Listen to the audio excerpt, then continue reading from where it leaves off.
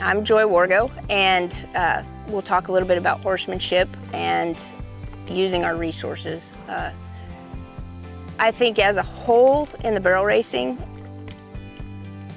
we are kind of ignorant, and I don't mean it in a bad way. I just mean that there's a lot of things we don't necessarily know. I myself was, until I started riding fraternity horses, I didn't know a lot of stuff.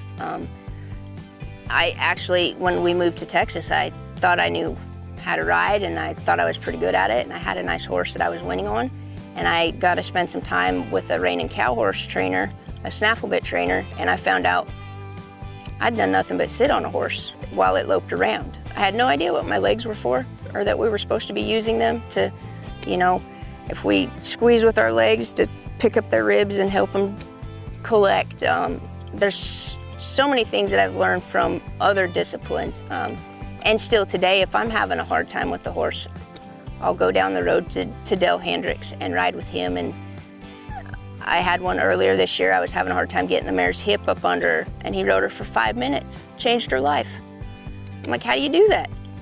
But I think it's important as barrel racers that we try hard to be better horsemen.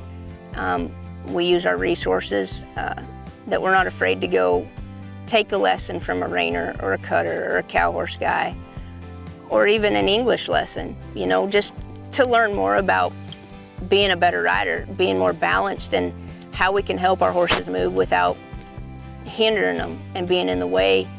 You know, learning how to work body parts on them and learning how to ask for different movements and understanding how that works, more than always thinking that our hands are the answer, because they're not. In fact, I'd be in trouble if I depended on when I pulled on a horse in the barrel race. A lot of mine is going to be from actually how my body works in a turn. And I know as I started riding fraternity horses, Latricia Duke helped me with this colt, and I learned all kinds of stuff. You know, I learned I needed to get their teeth done more than once a year. You know, if I'm riding colts, I need to get them done 2 or 3 times a year. They shed so many caps. I also learned that get your horse checked before every major event. Go have them flexed. It's easier than explaining to the owner that we could have won a check, but he was sore, you know, and he didn't work today. And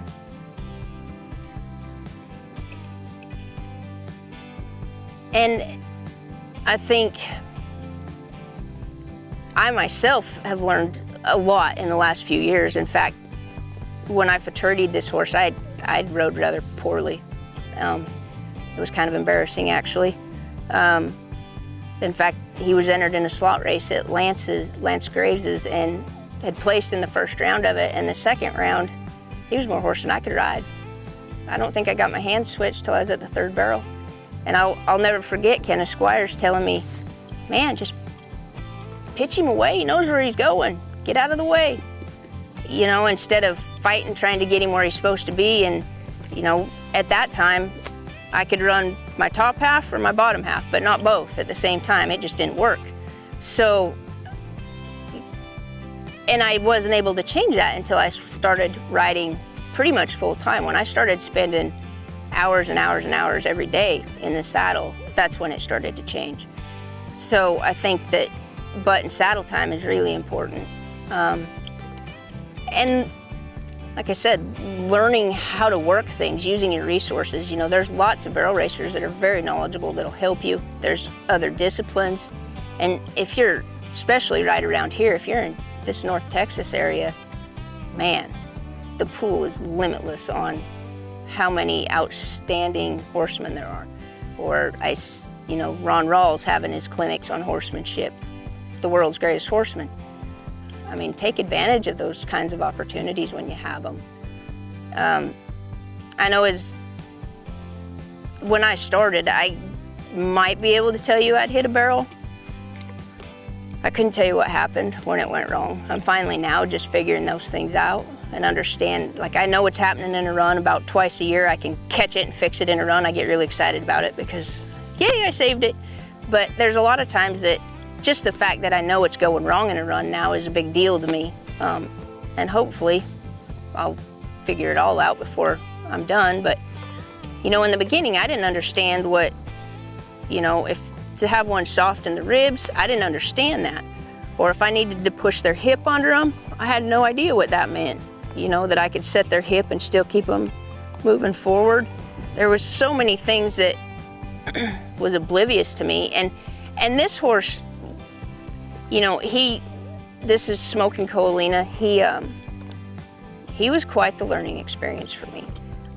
I'd never had a horse that run like this, you know, and he's so strong and so different. And I was stuck in the mentality of, we have to walk the pattern, then we have to trot it, then we have to lope it. And if you can't do it in that order, it can't be done. Don't do it. Well, I learned really quick when I went and got help from Latricia with this horse that that's not necessarily the case. Sometimes speeding them up is way easier for them than them trying to slow lope a pattern. Some of them physically can't do it. But if you add a little bit of speed, it's easy for them and things start to come, and it needs to stay fun for them. She rode this horse for 5 minutes, made 2 adjustments. Like, I was reaching way down to try and pull him around his third. He was drifting out in his shoulder. He's physically too short to be around. She had me slide my hand up the rein about 6 inches. You know, told me cruise him through a couple times a week. He's scared of the run. 2 weeks later, I went back and rode with her, and this was a completely different horse that loved his job. And we'd both hated it before. I mean, we'd just butt heads over and over. The farther you got in the pattern, the faster we were going, the more out of control I was, and I had no idea how to control it. You know, and today, if I'm having an issue with the horse, the first thing I do is call one of those girls. I call Latrice or Jolene or Ashley and say, hey, how do I fix this? Or can I come and ride? Will you get on him and show me? You know, and there's a lot of those people that are more than happy to help you if you'll just reach out to them. You know, send them a video or message them.